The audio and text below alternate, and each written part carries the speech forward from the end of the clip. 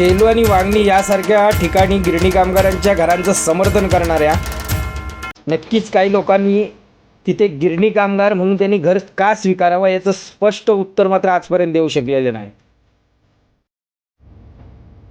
ज्या पद्धतीने तिथल्या घरांची किंमत 20 ते 22 लाख सांगितली जाते, खरोखर त्या घरांची किंमत तितकी आहे का? खरं तर हा प्रश्न किमतीचा आहे ना, हा प्रश्न अधिकाराचा आहे.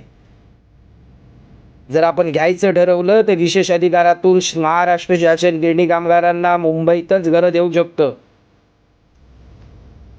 आज फक्त एका वर्षासाठी 46,000 करोडचं बजेट आखलं गेलं लाडक्या बहिणीसाठी.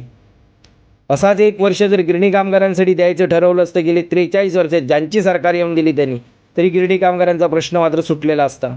फक्त इच्छाशक्ती पाहिजे आणि ती इच्छाशक्ती येणाऱ्या अधिवेशनामध्ये सध्याच्या महाराष्ट्र सरकारने दाखवावी हीच आमची एक अपेक्षा आहे.